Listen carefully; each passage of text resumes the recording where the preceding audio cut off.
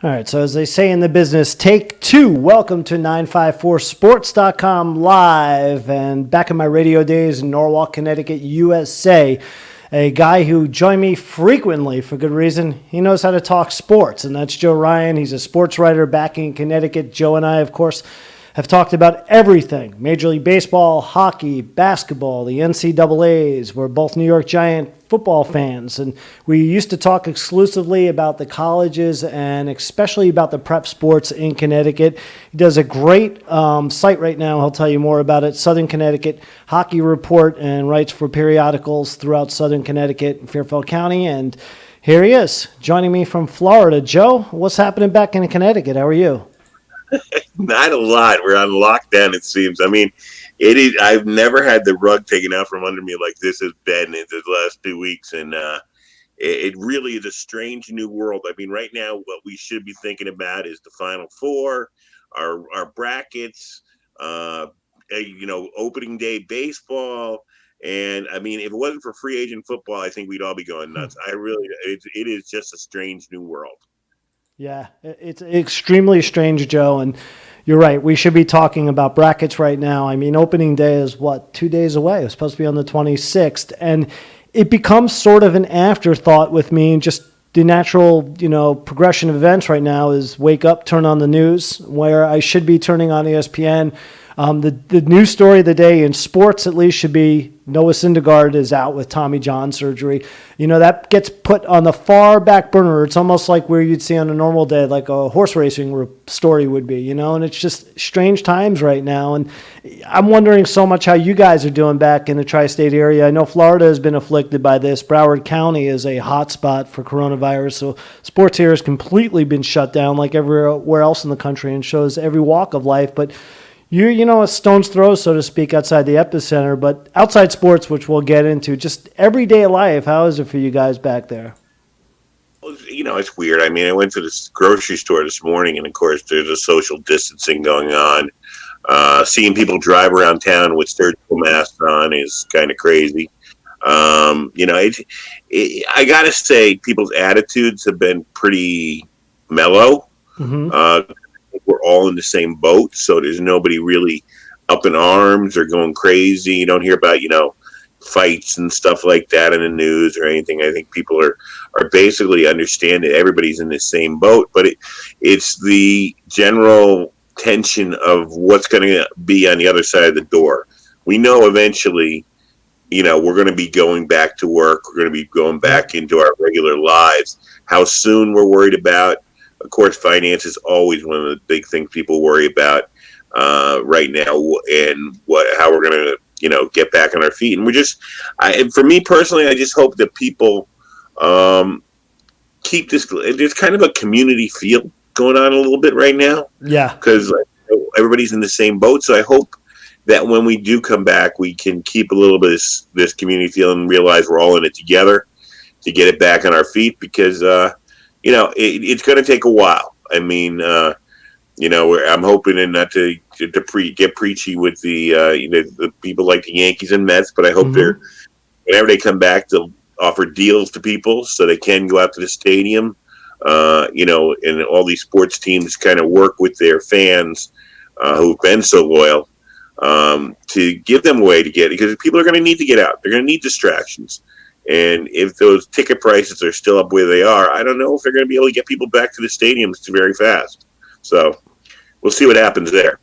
Yeah, absolutely. And in a way, it humbles us in a big way. It humbles us all, and you hope, maybe some good comes out of this, and then we get back to basics in a sense where the family of four, just single guys like us, you can go to a night out at the stadium, and it's not like you're spending a month of rent or a mortgage payment. So maybe it will do some good upon the world of sports. And of course, one thing, Joe, not to date ourselves too much, but we both have lived through events that I mesh in there with patriotism that are unprecedented in life. You think, for me at least, the 1980, Do You Believe in Miracle, Al Michaels Olympic team. I remember as a little kid, second grade, something like that, going out on the street and everyone chanting USA, USA. And of course, after 9/11, we both lived in Fairfield County then. I lived there as well. And you remember how sports took a back seat. You remember President Bush then, President Bush Jr. throwing the first pitch of the Yankee game that October in the Fall Classic. But even more so, I remember Mike Piazza hitting that legendary shot against the Braves and that walk-off winner in the first game back at Shea Stadium. So there were moments that blended patriotism, brought the country together. Sports will do that again. I'm sure you have your own memories living back then off of those events in particular, or others that you may have lived through. But sports has a way of bringing us together, and I'm sure that's going to be the great equalizer in this when we do get back to normal, so to speak, and we do enjoy our sports again. You look at it, this pandemic, this virus suddenly became real when Rudy Gobert got sick. Suddenly, when the NBA closed down, it became very real for everybody across the pantheon of businesses, sports, and everything. When the NBA closed down, I really think was when the government and everybody started saying, wait a minute, this is serious. Yeah. Because it started the dominoes rolling where things were getting canceled. You can't go here, you can't go there, you can't, and it became real to people. Before that, it was like, we heard about pandemics before, but they never show up here. But this time, it showed up, and when the NBA closed, and then the NHL, and then the MLB, it's like, oh God, we really got to start taking a look at our lives. Yeah. So it shows what sports means to us. I mean, I was just talking to a friend the other day, and I'm like thinking, think of the billions of dollars that the gambling industry is losing on the NCAA tournament. I mean, and that's money onshore and offshore. Yeah.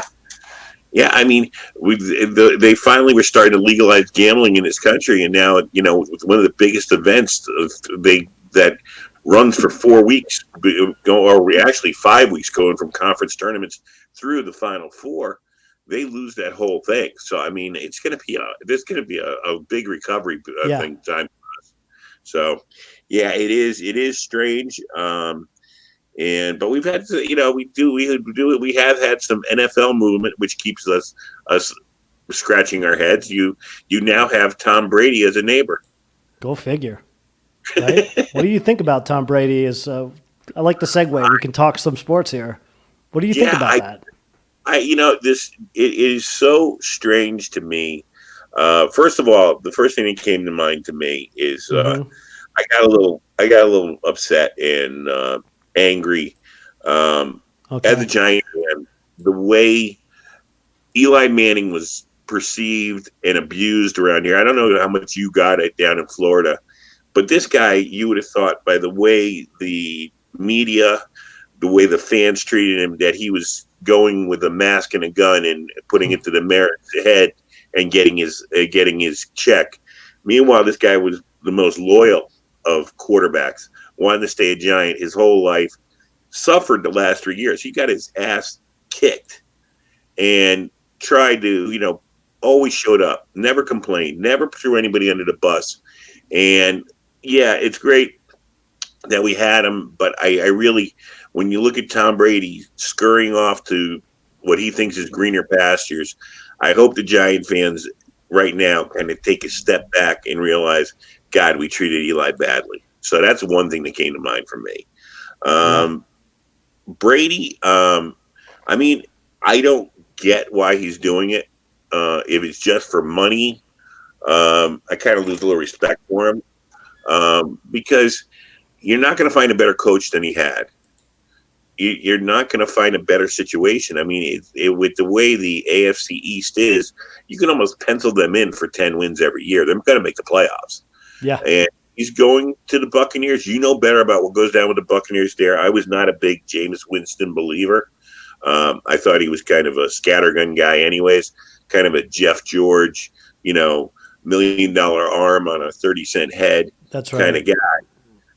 Bruce Arians, from what I hear, is the quarterback whisperer. But, Tom Brady, I don't know how much you watched him last year, you can see he's not the Tom Brady of 5 years ago. Yeah. So is he going to be able to do his magic down there? I don't know. What do you think?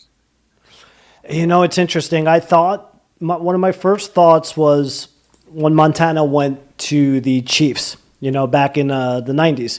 And I remember thinking he was washed up then, and he had a couple of good playoff spurts with the Chiefs, and he had a little bit gas left in the tank. I think that's what we might get with Brady running on some vapor fumes, maybe bring a little bit of a pulse to that team. He's got a great coach in Arians. I really do like him. He's got some great wide receivers. So maybe he can lift that team up and get them on a little bit of a run. Are they championship caliber right now? I don't think so. I don't, heading into next year, I don't think they're the caliber of Aaron Rodgers of Packers, or even you go step up Russell Wilson's Seahawks. I don't think the Bucs are there, but they could catch some lightning in a bottle, win some games. Regardless, he's probably right now the best player the Buccaneers have ever had without stepping on the field, and he'll lift that organization, which is in a pimple on the media market, and he'll give him some credibility. So it's good for the city of Tampa. I don't know if he's expected to do much, but I think he can compete. But yeah, the game has slipped a little bit. He's not quite the Tom Brady of 5 years ago. He's not quite the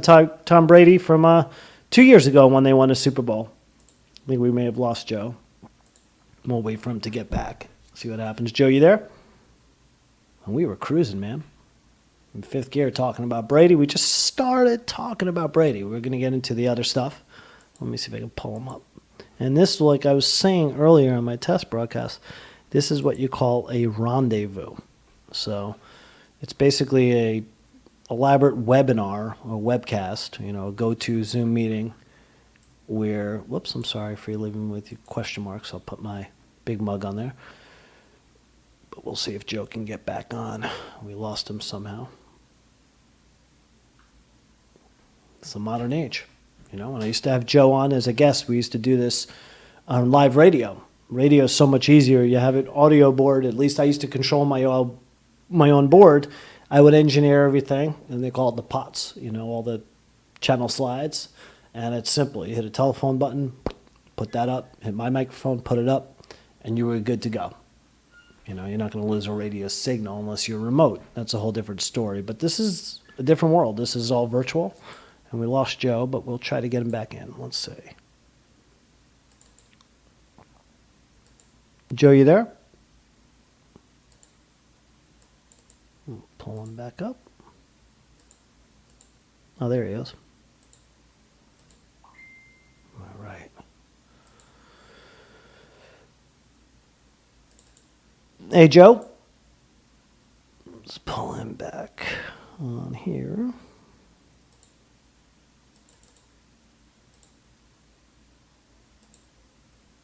Whoops.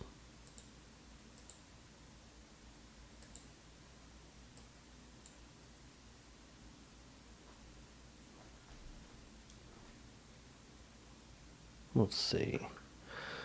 There you go. Facebook Messenger.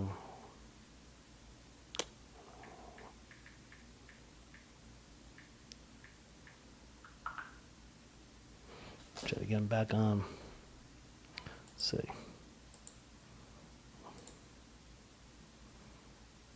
And it's a good test for me because I'm working on trying to get guests of all varieties. And I'm working on the ability to get a guest, obviously, through one show. So what are you going to do? That's how it goes.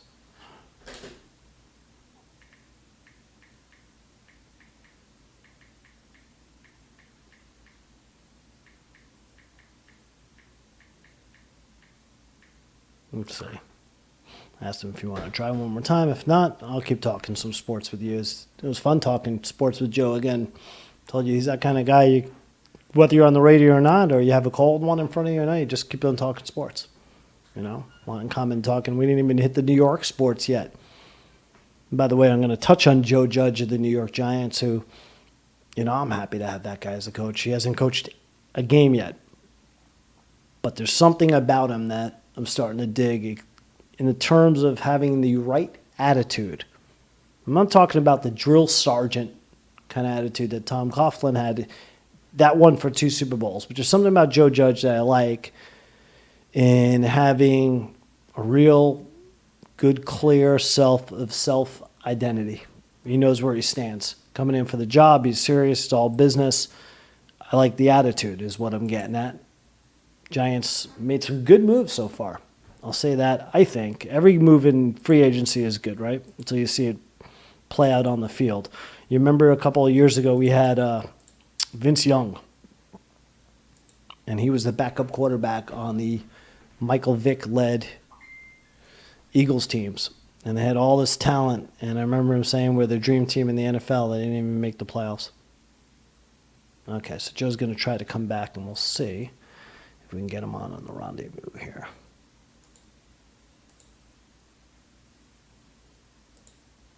All right. Whoops, we don't want that. We want this. It's literally editing on the fly. And it puts your talents to the test. Because when I was in radio, there was no camera on me. So you could do multitasking. It was amazing what I would do to cue something up in a soundbite or get a guest on. As I said, it was easy to get the guest on, but especially when you had multiple guests or you're working a live show and you had a traffic announcer, maybe you had a weather person or you had a tough news day and you had a newscaster up and you had several commercials. So you are working the controls. The guest part's easy of it. But everything was behind the scenes, so you weren't on camera. So you just keep blobbing away and no one ever knew. This, you got the camera on you. So you're watching me, which is cool. And this is the world we live in. You see now what's going on with all the broadcasts and all these broadcasters for these big networks. So everyone's working at home now. So everyone's either got the camera that's the, what do you call it, like the computer's camera from Skype, or you've got one of these programs, and there are a lot of glitches. Just the way it is. So we'll see if we can get Joe back in here. And if not, then that's the way the cookie crumbles, as they say, right? He's going to try to log back in. But I've only done guest about 4 times. He went pretty smooth. But we got to see.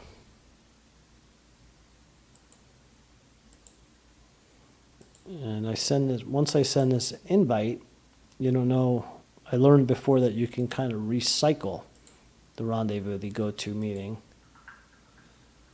And you see if it works. He's telling me. The plan is, once I get this up and going too, you can get something called interns, which are incredibly invaluable, I'm telling you. I'm waiting to join. All right. Let's see. No. Let's see if we pull it up here.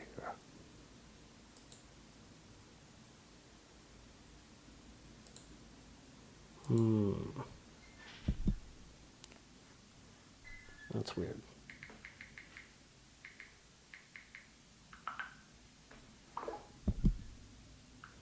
Everything's live in real time. I'm going to perfect this though. I've said this before. I'm a good engineer. It's just a matter of putting my head down in engineering. So I'm going to get this. I'm going to perfect it so I can get great guests on. In radio, I was great at getting guests, I'm telling you. Produce my own stuff, would get quality guests. And I know how to work the phones, know how to work the emails, and know how to work the right people to get some of the big name guests on and work out to other ones one-on-one. So I'm going to perfect this. You bear with me. All right, what I'll do is I'll probably cut this off now, cut the broadcast, come back in a little while, and give Joe a call, thank him, and figure it out from there. We'll get him back on the night. So I'll be back on 954 Sports Live in just a little bit.